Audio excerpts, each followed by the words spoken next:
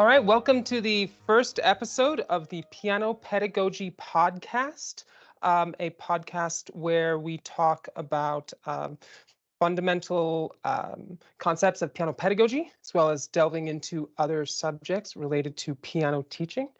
I'm Jacqueline Beckoff. I own a successful piano studio in Southern California, and I'm also the owner of Defined Music Teacher.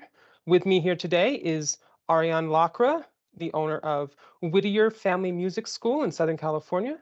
And we met at school at California State University at Fullerton. We both went through the pedagogy classes there for our degrees. And nice to see you, Arianne. Hey, how's it going, Jacqueline? I'm doing great. So we're going to jump into two topics today. You're going to talk a bit about method books, and then I wanted to talk about preparation stage learning, maybe see if we can connect the two topics somehow. So why don't we just jump right in and talk about method books? I'll hand it over to you.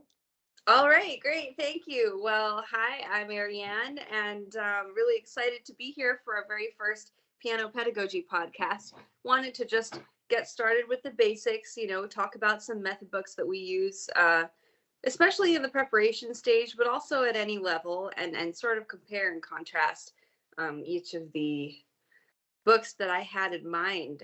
And the first one I wanted to start off with is a pretty popular one. It's the Faber and Faber Piano Adventures lesson book, theory book, technique and artistry, performance, all of those. For those who may not know, can you explain what a method book is? Oh, yeah, sure. So a method book is usually anywhere from 25 to 50, maybe 60-page book that teaches the fundamentals of piano playing and theory and technique using things like repertoire, sometimes taken from other composers, sometimes written originally, and things like just lessons included right in the book. And usually a method book will involve some method that was championed by the pedagogues involved. So with Faber and Faber, for instance, the Piano Adventures method book, it starts off with a pretty finger number centered approach, like in the primer levels, and then gets into like a middle C centered approach, but also a little bit of multi-key. So in that way, it combines a lot of the different methods out there. And when I say methods in that sense, there are two different ways to describe. There are two different uses of the word method here in this context. There's the kind where you're just talking about a method book, a book by a certain publisher to teach the fundamentals of piano. And then there's just the term method, which is used to describe a teaching method that could be included in several different books, such as the intervallic method. Gotcha. Awesome. So do you personally use a method book? Yes, typically I use the Faber and Faber method books because they're so widely used, and because I've been mostly working at community music schools for years where that was sort of the norm. But as of a few weeks ago, I've totally transitioned to just doing my own teaching at my own studio 100% privately. And that's why I wanted to research this topic a little further, just for my own personal benefit as a now completely independent teacher who wants to branch out and do my own thing. Cool. Well, congratulations on opening up your own, transitioning to your own private studio 100%. That's always a really big milestone. So what kind of things did you find in your research? Well, what I found is that I think it's time for me to switch up my method books.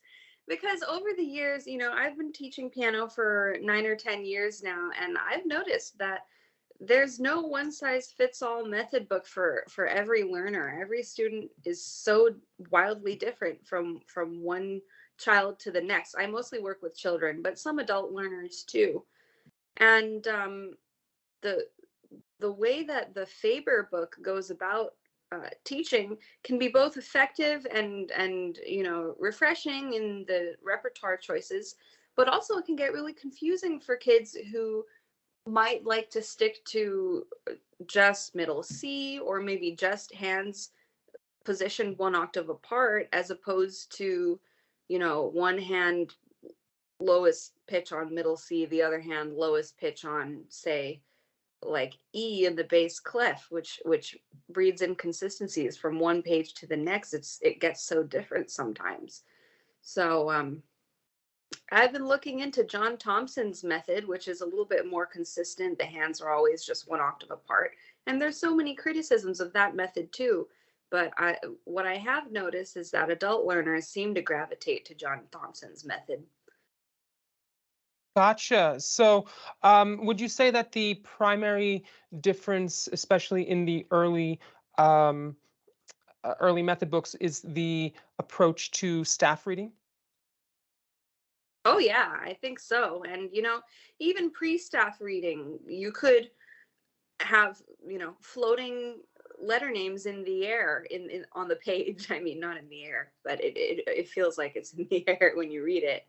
And some method books use that before the staff. Others use floating finger numbers in the air, quote unquote. Others focus heavily on depictions of the keys, like Music for Little Mozart's has lots of pictures of actual keys of the keyboard on each page of the pre-staff reading books, and pages of those staff reading books. So, what do you do pre-staff? Some people just prefer to dive right into staff reading, focusing on landmark notes such as middle C, treble G, and bass clef F.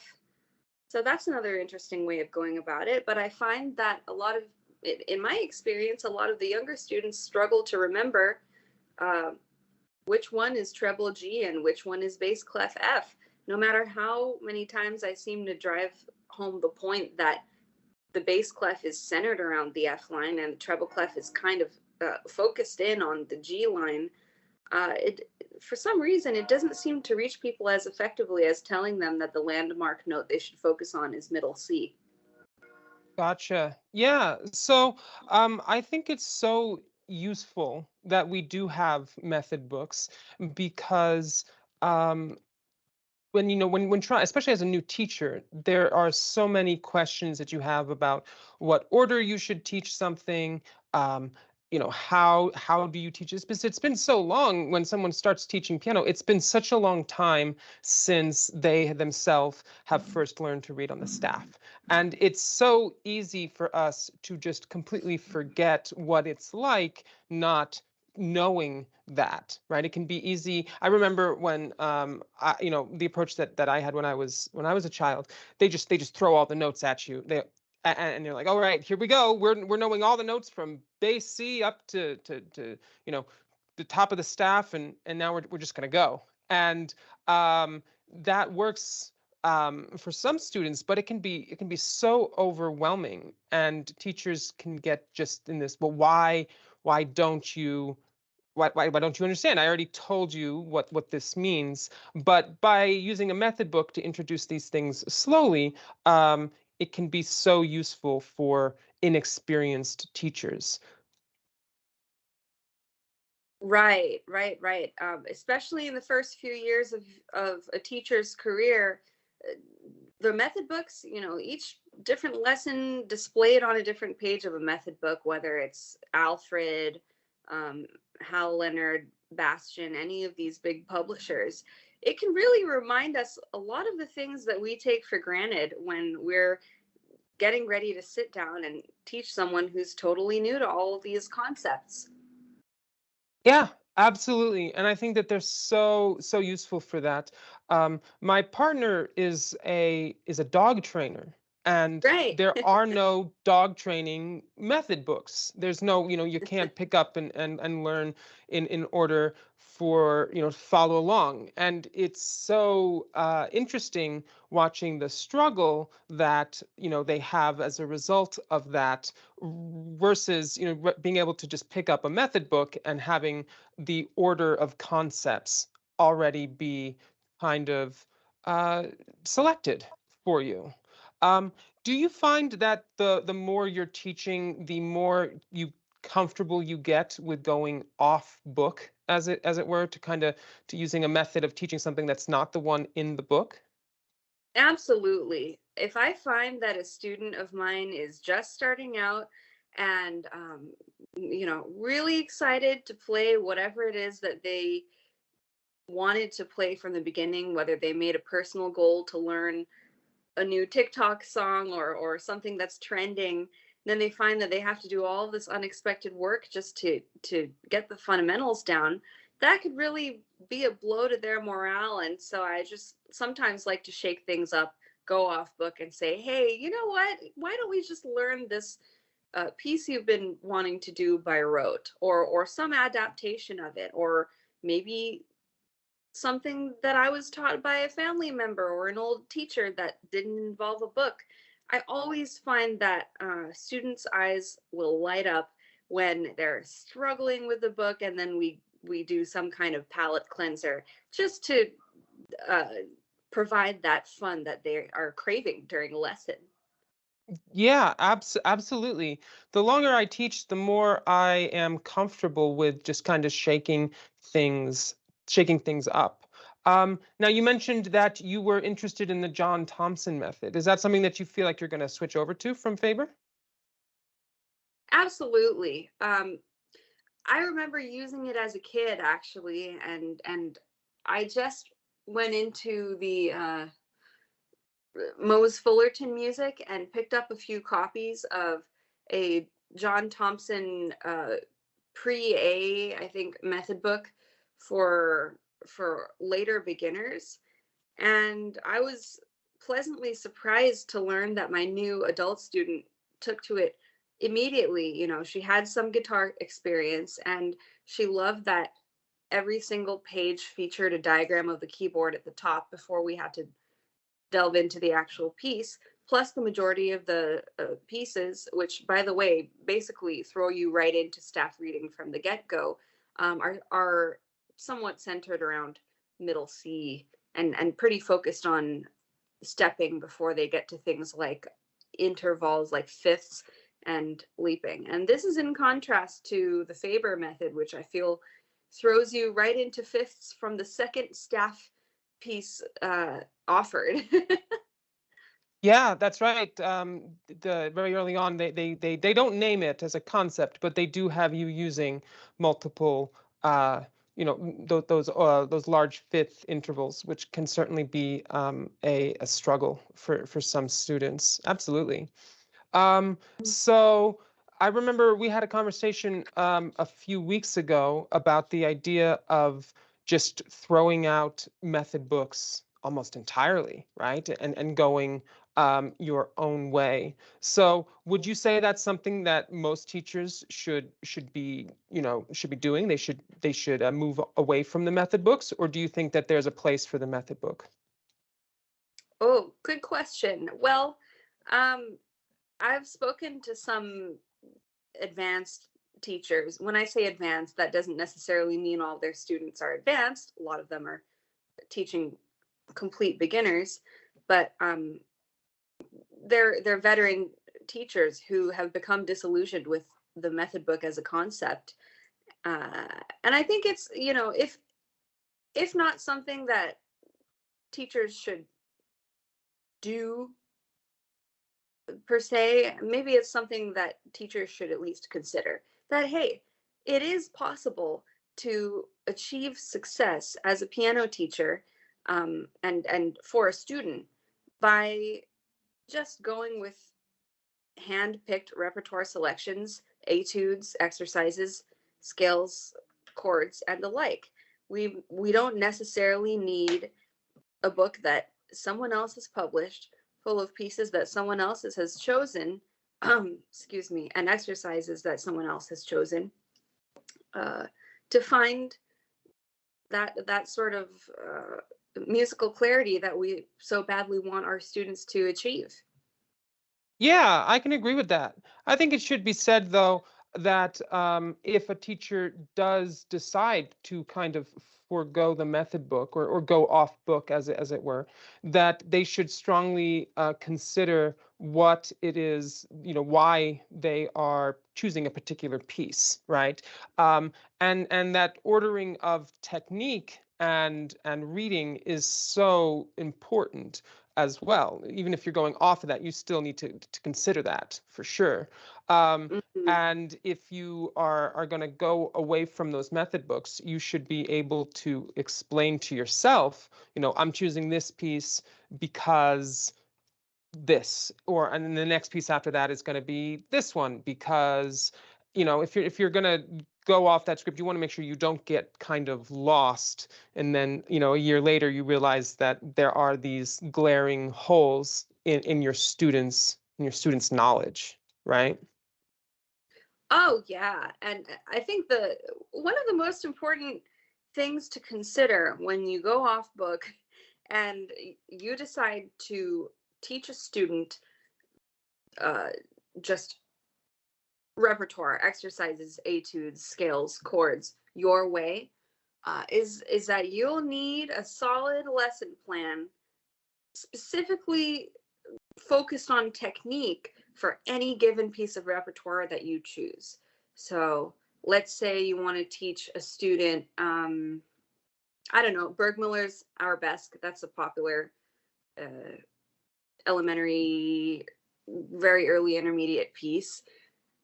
The student should be able to play triad staccato at that point, have a pretty masterful command of dynamics, and be comfortable rapidly changing hand positions in both hands. And for that, you may need to set aside some time to learn other repertoire pieces to guide them up to that level of proficiency before diving into a teaching piece like that. Absolutely. Yeah. Well, that's a really interesting conversation about method books. What do you think the main takeaways for our listeners are about method books? I would say, if you're a fledgling music teacher who's just coming out the gate, definitely lean on method books, especially popular ones like Faber, Alfred's books, John Thompson, Bastion, Music Tree, all of these gems. And if you have a little bit more experience, maybe it's time to seriously consider going off method book and just taking each individual student's needs and talents and weak points into account and crafting. And this is going to take a lot of extra time on your part, a lesson plan that will work for them and allow them to thrive. Cool. So inexperienced teachers absolutely want to use a method book um, because they just help us out so much. But for us more experienced teachers, might be time to start thinking about what you can do, even just as a supplement to an existing method book. For myself, I lean heavily on the Piano Adventures by Faber, and I am a pretty ardent devotee of the Piano Adventures. I've used all four of their series. The standard one for students like 6 to 11, the accelerated set for 12 to 17, the adult series for 18 and up, as well as the My First Piano Adventures for those 5-year-olds, which is just has so much singing and games. And I just think, if I tried to do all of this on my own, there's no way that I'd be able to create these music tracks and these pictures and all of this stuff. But I've noticed that over the last year or so, I've gotten away from how the books introduce certain concepts, how the books introduce certain concepts. Um, and part of that is related to what's called preparation stage learning. Preparation stage learning. So, preparation stage learning is a process in which you kind of prime the student to receive a new concept. So this process starts weeks before the actual concept is formally introduced, and we can use staff reading as an example because we were already talking a lot about staff reading as an example. So preparation stage learning happens in short snippets weeks before the concept is formally introduced. Um, and the advantage is that by the time the concept is formally introduced, the student already essentially understands it without realizing that they've already been taught that concept. So they can go home after that lesson that day, basically already understanding it completely instead of just seeing it for the first time. Right. So using Piano Adventures as an example, after their off-staff reading on just the black keys, it switches over to the white keys. We're still off the staff at this point. The names of the keys are inside the notes. After that, we do move over to the staff. And there's a big full page spread with an explanation on the grand staff and all of the notes on it. After that page, we just start using the guide notes. We start using middle C, treble G, bass F, and we keep going from there. So if we think about what that concept is, right, all of a sudden the names of the notes are not there anymore, right? The names of the notes are not there anymore. That's a really big concept, right? That is a complete switch from what they've been doing for the last month or 2 months at that point, and it can be quite a shock. Have you noticed that some students have difficulty, um, adjusting when that switch is made? Oh yeah, when you go from playing something that the students are relying heavily on either numbers or letters to figure out what to do, and they have a basic understanding of what the keys of the keyboard look like and what each key is named based on looking at the context of the black keys and all. um, Students can really struggle to read more than a couple of notes from the staff that maybe they've just memorized by looking at the staff, say middle C and treble G in the Faber primer level. When it gets to D, E, and F, that's when I find that students start to their velocity starts to maybe slow a little bit in learning. They're taking in more things. The sponge of the brain is starting to absorb at a slightly lesser pace, though still absorb. And at that point, if we haven't done some preparation stage learning, it can be pretty challenging. And then by the time you get to the notes of the bass clef, it can get especially challenging because it's the same appearance, 5 lines, 4 spaces, but each line note and space note is going to mean something different depending what clef you're in. Transferring that to the keyboard uh, is a whole feat of preparation in itself, I think. Absolutely. So if we were to break down the grand staff into its elements, we would say that there's three main components to that, right? We have the treble clef, we have the bass clef, and then we have the staff itself. So if you don't do any preparation stage learning and you turn from one page to the next and you introduce it all at the same lesson, this is the treble clef, this is the bass clef, staff, we have 5 lines, 4 spaces in between. We stick 2 staffs together to make the grand staff. Here we go. We're now using a piece with middle C. Middle C is not even on the staff. What's all that about, right? So there's a lot Right. going on all at once. It can be quite overwhelming. So with preparation stage, we want to prepare the student for all of those concepts. And the way that Mm-hmm. I do this is first, I introduce the treble clef and the bass clef. I first introduced the treble clef and the bass clef. And when introducing a new concept or symbol with preparation stage learning, there is a framework that you can follow.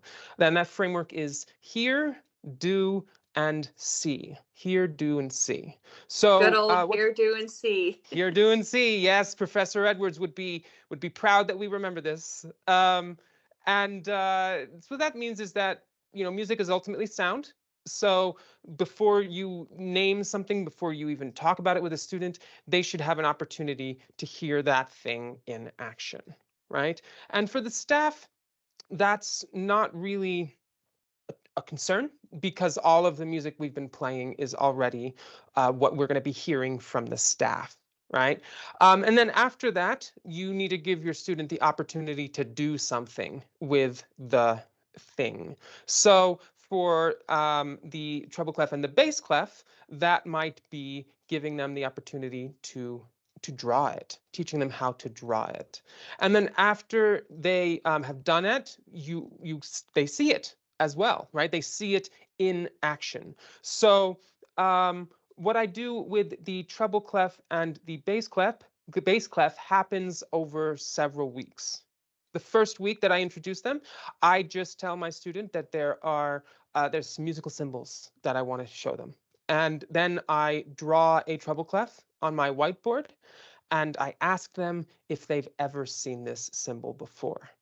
And some of them have, and some of them haven't. Some of them may have seen it just in life. The treble clef is kind of a stand-in just for music, right? So they may have seen that in some place, or they may not have. And if they don't, I will dramatically turn my head to all of the decorations in my studio which have the treble clef on it, and I'm like, "Are you sure you haven't seen it?" Because there's like 5 or 6 treble clefs around my studio. And they're like, "Oh, yeah, I have seen it. It's over there." And I'll be like, "Yeah, so what is that symbol about?" Well, this is the treble clef. And the treble clef means that we're using high sounds. Treble clef means we're using high sounds. Here's how we draw it. We start with a J, then we do 1 loop, 2 loops, and then we curl around. This other symbol you may not have seen before, though. And I draw the bass clef for them. And that one's not all over my studio. It's just in one place in that painting back there. So it's pretty hidden. So maybe they have not seen that one before. Yeah. Where in a building is the basement, right? It's low. So that's it. That takes 1 or 2 minutes max. And I don't send them home with homework about the treble clef or the bass clef. I don't expect them to remember that. That's stage 1 here, right? So we've talked about it. And the week after that, they're gonna do something with it, right? They're gonna do something with it. They've seen it and they've heard it, and now what they're gonna do is they are going to take a look at their pre-staff music, and we're gonna pick a spot for the treble clef to be drawn, and we're going to pick a spot for the bass clef to be drawn. So maybe we're on Ode to Joy, or maybe we're on Men from Mars from the Piano Adventures book. That's how early I introduced this stuff. So I talk about that's a good idea. Yeah. So this is something that they will then spend weeks and months doing before the staff is finally introduced. So I asked them which side of the piano is the high side, right side, which side is the low side. So I say, "Do you remember those symbols from last week? Let's draw them again." And we talk about how to draw them, and we draw them. And I said, the treble clef means high sounds, right? Remember, that's the one that's all over the place here. And which hand do you usually use to play high notes? And they'll say the right hand. And then we draw that in next to where it says RH in their method book for that piece. And then we do the same thing with the bass clef. And for the rest of the pre-staff chapter, every time we look at a new piece of music, we will do that same process. We will draw the treble clef and the bass clef. And the wonderful thing about that part of the book is that the book switches up which hand plays first. Sometimes it has the left hand starting first, sometimes it has the right hand starting first. So we have to critically think about, are we using the low side here or are we using the high side. That element is not new. The treble clef and the bass clef are not new. That is something that they have already seen before. And then the other element of the grand staff is the staff itself. So we do some preparation stuff here. They've already heard it. So for us to be able to write it, we take a look at a whiteboard, which has the staff written on it. And I will, instead of drawing a clef, I will draw a note name in the appropriate spot. So if we're in the treble clef staff, there's no treble clef, but I might draw an F on the lowest space. And then I'll put a quarter note right next to that F and ask them what note they think that is. And they'll usually say F. And then we do repeated notes. We go up in steps. We go down in steps so that we familiarize ourselves with what staff notation looks like. And then eventually we will combine the two concepts. We will have the treble clef and we'll have the bass clef. And that's when we formally introduce it in the book. So they've already learned that over weeks or months before they actually need it. We put the two elements together. And instead of having this be a disorienting experience of everything is changing, it is an aha moment where everything kind of clicks. Those short little activities that we've been doing suddenly make sense. And now they finally, after weeks or months, have something to take home where they need to remember what this stuff means. All of these other times, nothing was taken home. Nothing was expected to be remembered. There was no quizzing done. It was all just short, low impact activities that eventually culminated in the grand staff. And I've had great success with incorporating preparation stage learning into my teaching. So, Arianne, do you use any preparation stage learning? Oh yeah, absolutely. I just wanted to say before I respond to that a little bit more in detail that what you mentioned a moment ago was pretty powerful. That we as teachers have the power to change what could be a disorienting learning experience into an aha moment. And it kind of all depends on how we prepare the student to receive certain information. So yeah, I would say I try to appeal to the visual learners, kinesthetic learners, and auditory learners. I'll usually, no matter how old or young the student is, I will ask right off the bat, and I'll keep an eye out for clues too that maybe the student might not even be conscious of as to what kind of learner they are. So if they're 7, for instance, I'll say, how do you best learn things? With your eyes, your ears? Do you like to do things with your hands? Everybody's different. How do you learn information the best? And usually everybody has an answer, no matter how old they are, unless they're like 3 or 4 or something like that. Then they might just stare. But this allows me to use concepts to build on concepts that students are already familiar with, such as color, temperature, and just quickly form some kind of association with what they already know, like colors and temperatures, to what they're learning about, such as things like pitch. What I like to do is form little games and activities like give the student red tokens that they can put on the right half of the piano and blue tokens that they can put on the left half of the piano, because red is more associated with higher temperatures and warmer colors, just like the higher pitches of the piano are. Blue is more associated with the cool stuff and maybe darker stuff more associated with the bass clef. And then when it comes to middle C, just at the beginning stage, I like to have the student put 2 tokens on both. This is something that's more age dependent too. So for the younger kids, they like to do that. It's a kinesthetic exercise. It's also very visual. visually appealing exercise with color. And it opens up the discussion to what the treble clef and the bass clef really are. Of course, they've heard the different tones. They've associated it with different animal sounds, high-pitched bird noises, low-pitched tiger noises, whatever, things like that. But what I like to do the best, just in a pinch, when it comes to preparation stage learning, is flashcards. So, on the topic of treble and bass clef, I'll show them a picture of the treble clef on a flashcard, raise my, left hand if I'm facing them, and say treble clef, right hand, high pitches, bass clef, left hand, low pitches, and just have them repeat it after me in the preparation stage before we even get to staff learning. Other things include drawing. I'm huge into just having the student draw the symbol. That way they can take all the time they need to understand what something looks like and then familiarize themselves with it. Plus, yeah, I think decoration helps a lot. I have seen teaching videos by Marvin Blickenstaff, who I really look up to as one of the coolest piano teachers in the country, really.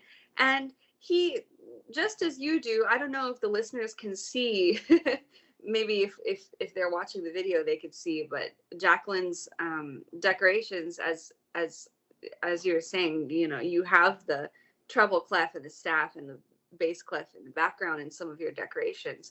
Blickenstaff has a rug on his floor right by where the pianos are in his living room that depict the music staff and the keys of the piano that are associated with the different clefs. So I think that is a great way for students to be grounded, to be able to see a piece of, I don't want to say furniture. Are rugs furniture? Or some kind of decoration? Decor. There you go. Thank you. That really can drive concepts home and remind someone in a pinch what something is and what it looks like. Yeah, absolutely. Just having that kind of seep into their unconscious mind, because they see this thing over and over again as they come to piano lessons, and then all of a sudden they know what it's called, and people will say, like, I mean, wow, that's what's on the rug, right? That's what's down there. That's the treble clef, right? Mm-hmm. And that gives a little aha moment. Every one of those aha moments is a success, because people feel so empowered when they feel like they have put two things together and come up with a third thing, right? When they're like, oh, that's that thing I've seen already, and I know what that means, so I'm able to do this, right? And it is just such an empowering experience for them, and that's a memorable experience. If you can make that first experience with something new a memorable experience, then you can you reduce the chances that they're going to forget that thing. If they discover it themselves, that's a much stronger memory than if we just tell them to do something.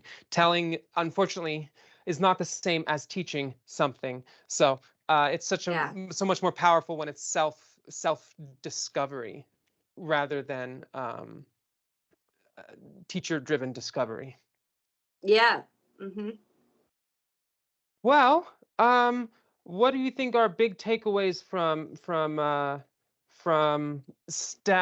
preparation stage learning? This is absolutely something that every teacher should be doing, and it is off book. Books don't do this, right? They can't do this because this happens, in the margins of a piano lesson, right? This happens in those moments which the student really won't remember, but once it all comes together, it makes sense, right? So staff reading is absolutely one of those things. If your book does not have a treble clef and a bass clef in the pre-staff reading stages, absolutely teach your students what the treble clef is and what it means, what the bass clef is, what it means, and draw that on every single new piece of music, or have them do it.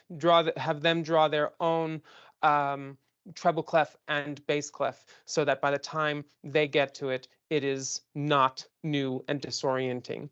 So absolutely do preparation stage learning. It will have a huge impact on your piano lessons, and it works with everything. It works with tricky concepts like rests, right? It works with eighth notes. That's another big stumbling block for students is eighth notes.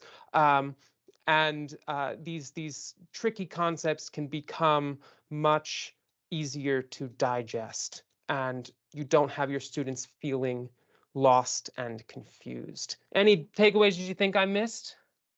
Uh, you know what? I was I heard something that you said earlier that no method book could do this, and I thought, yeah, well, since preparation stage learning has demonstrated itself to be so essential in the piano learning process for whatever, no matter what concept the student needs to learn, I thought, maybe a new method book could be designed where that's the goal, so let's say that the student understands the staff, and now we're launching into things like focusing on dynamics. Well, maybe during a piece that doesn't have any dynamic instruction, I'm not talking Faber because I feel like Faber introduces dynamics first and foremost, but say a method book that does not include dynamics until after you've learned the staff.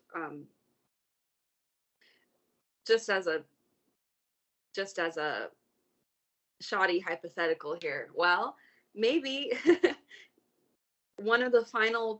a few of the final pieces that feature repertoire without dynamics can have a little box at the bottom of the page that says, get ready to learn what, piano, forte, mezzo forte, and mezzo piano mean. By the way, this is the definition, and you're going to see it 2 pages from now.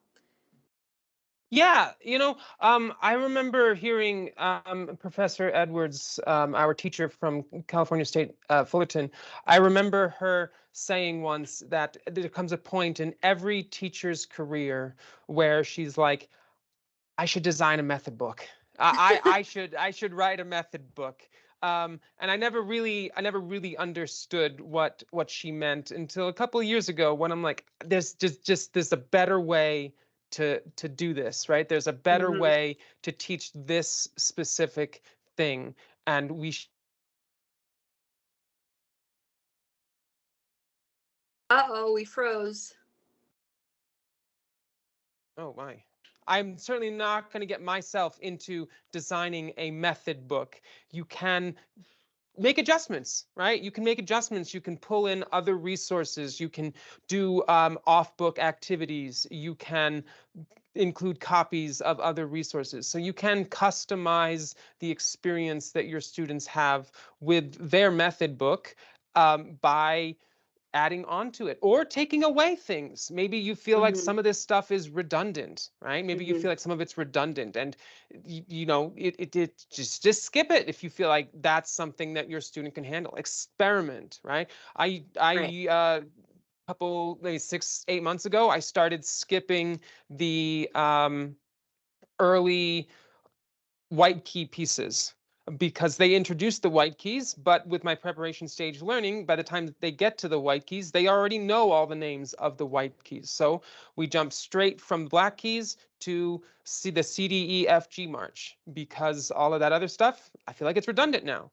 Would I have felt confident enough 6 years ago, 7 years ago, 8 years ago to do that? Probably not, right? I held on Right. to those, but as I've been introducing new activities that also teach the same thing, I'm like, this is redundant. I don't need to do this, and I can cut off 3 weeks of unnecessary pieces and keep my students moving more quickly, which is always a good thing.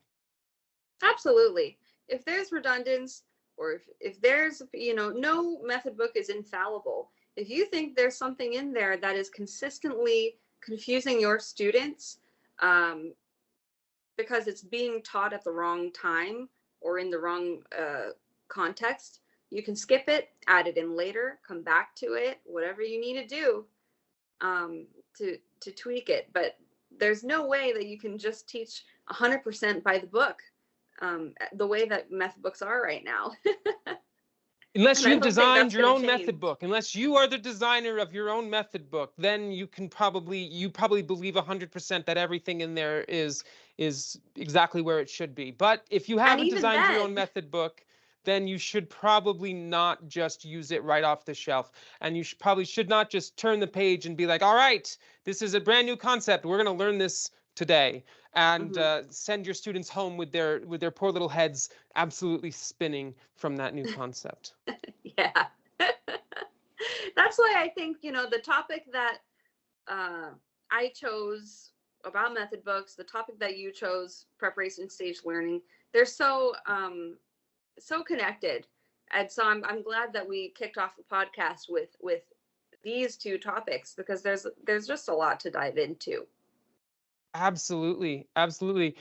We will have a summary of the podcast up on the Defined Music Teacher website, as well as a transcript of our conversation today. And yeah, I think that's all for our first episode. What do you think, Ariane? I think it went pretty well, all things considered.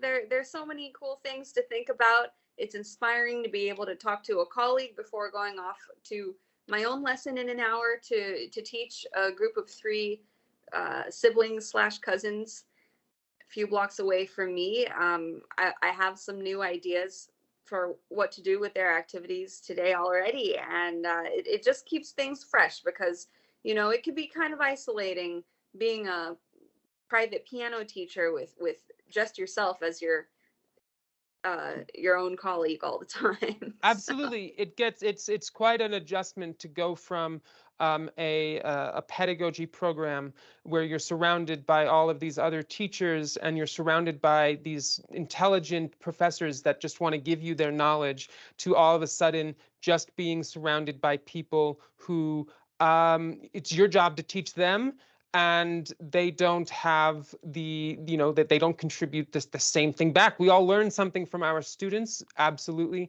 mhm. but that we don't have deep pedagogy discussions with them, and it can be very isolating. So this was awesome. So I Hey, think we'll sign off. yeah, signing off, and thank you so much. I'll probably ask for a copy of the podcast to post on the Whittier Family Music School web page as well here. So looking forward to that, and looking forward to our next episode.